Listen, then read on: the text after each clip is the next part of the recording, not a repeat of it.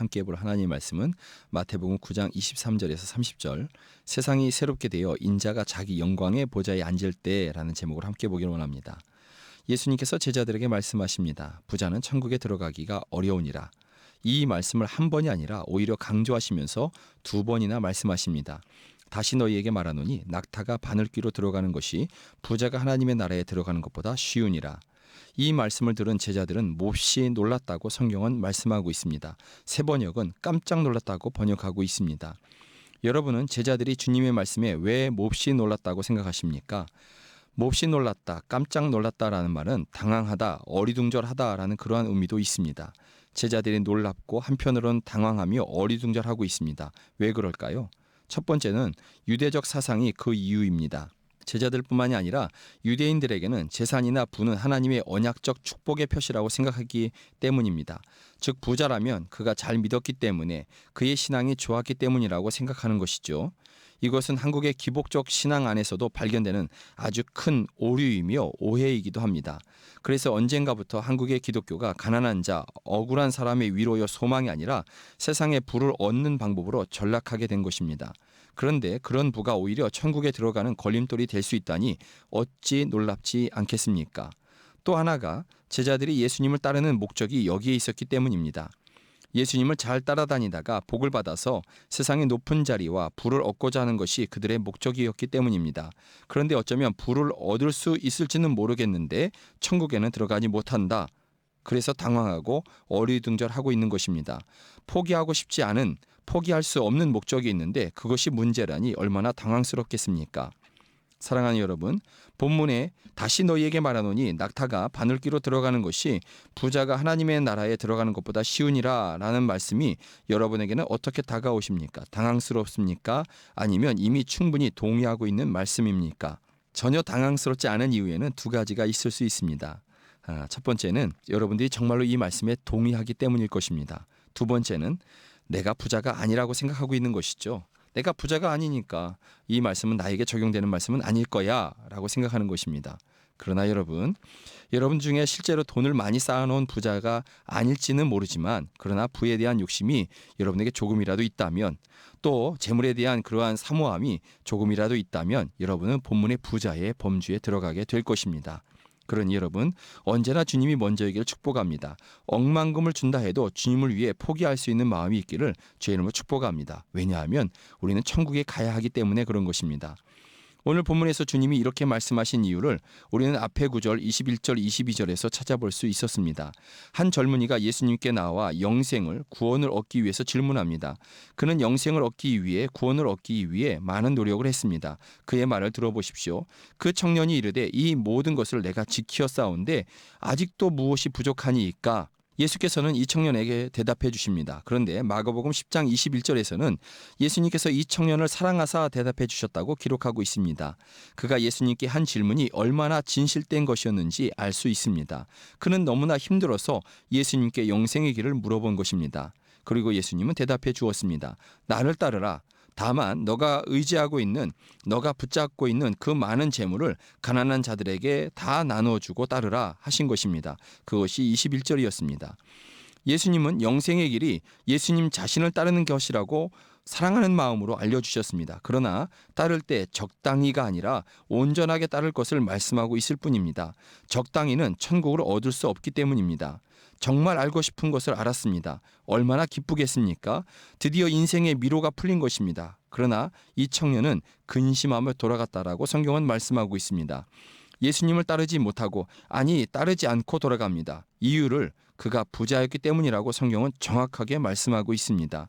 이런 청년의 뒷모습을 바라보며 제자들에게 하신 말씀이 부자와 낙타의 비유인 것입니다. 성경은 오히려 예수님을 따르기 위해 버리라라고 말씀하고 있습니다. 여러분의 마음에 원하는 것을 따르시겠습니까? 아니면 성경을 따르시겠습니까? 낙타가 바늘귀로 들어가는 것이 부자가 하나님의 나라에 들어가는 것보다 쉽다고 하신 주님께 제자들이 반문합니다. 그렇다면 누가 구원을 얻을 수 있으리까? 예수님의 말씀은 불가능한 것을 말씀하시는 것이었습니다. 낙타가 어떻게 바늘귀를 통과합니까? 그래서 제자들이 물어본 것입니다. 그렇다면 누가 구원을 얻을 수 있으리까? 주님의 대답이 이것입니다. 사람으로는 할 수 없으나 하나님으로서는 다 하실 수 있느니라.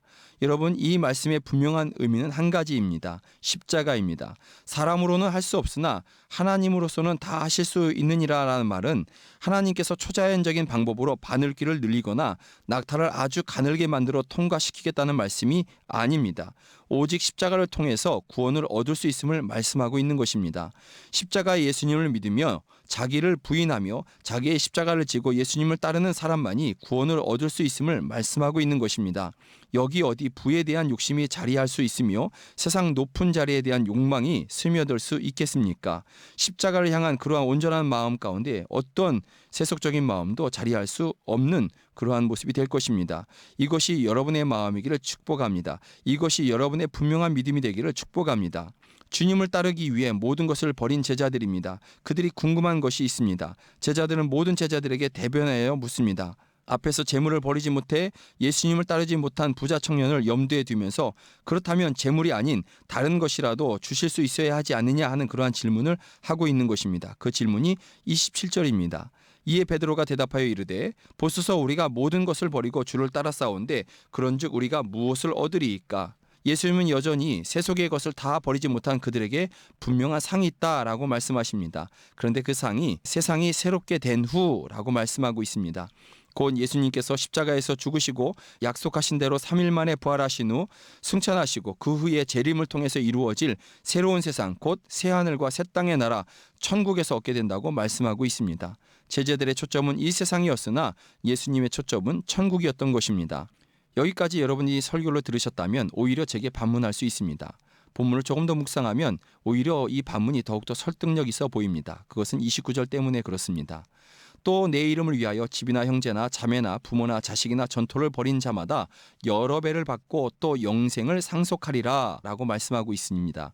그러니 오히려 여러분들의 반문이 더 설득력이 있어 보이기도 할 것입니다. 예, 반드시 현세에 이 세상에 살 동안에 우리는 예수님께서 주시는 100배의 복을 받게 될 것입니다. 여러 배의 복을 받게 될 것이 분명합니다. 그래서 예수님을 따르기 위해 집이나 형제나 자매나 어머니나 아버지나 자식을 버린 사람은 그리스도 안에서 영적인 형제와 자매, 부모를 여러 배나 갖게 될 것입니다. 그것이 바로 교회입니다. 또한 여러분을 통해서 구원 얻게 될 사람들이 바로 그 사람들입니다. 예수님을 따르기 위해 전토, 땅을 버린 사람도 역시나 여러 배를 받을 것입니다. 100배 이상을 받게 될 것입니다. 유대인들에게는 전토, 그 땅은 기업이었습니다. 그러므로 하나님이 기업 되시는 것은 이 세상의 전토와는 비교할 수 없는 영원한 기업이며 100배나 되는 더 좋은 기업이 분명한 것입니다. 그러고 보면 말씀은 틀림이 없지 않습니까? 천국에서 얻게 될 상에 대한 소망이 여러분에게 있습니까? 또 그 소망을 위해 오늘 주님을 위해 여러분이 버려야 할 것은 무엇입니까? 고맙습니다.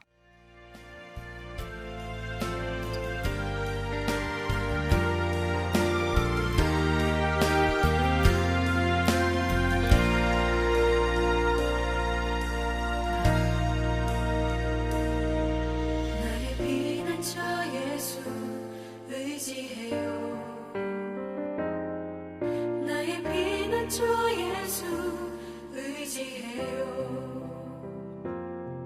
나의 가는 길을 거센 바람 몰아쳐와도 나의 피난처 예수 의지해요.